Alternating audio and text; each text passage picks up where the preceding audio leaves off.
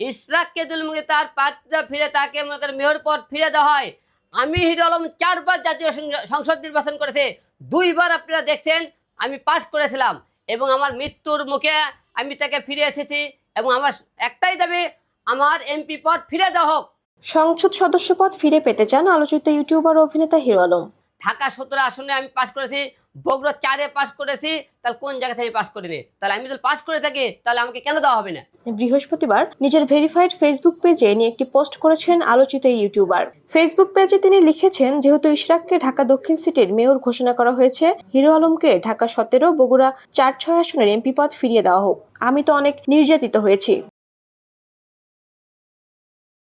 এদিন 2020 সালের 1 ফেব্রুয়ারি অনুষ্ঠিত হওয়া ঢাকা দক্ষিণ সিটি কর্পোরেশনের নির্বাচনে বিএনপির দলীয় প্রার্থী ইশরাক হোসেনকে জয়ী ঘোষণা করেছেন আদালত। আর এর পরপরই ফেসবুকে এমন পোস্ট করেন হিরো আলম।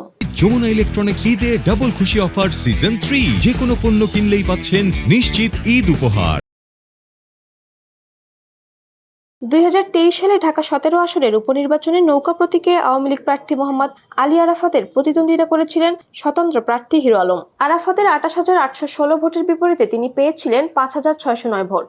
এছাড়া একাদশ জাতীয় সংসদ নির্বাচনে বগুড়া 4 ও বগুড়া 6 আসনেও স্বতন্ত্র প্রার্থী হিসেবে প্রতিদ্বন্দ্বিতা করেন তিনি।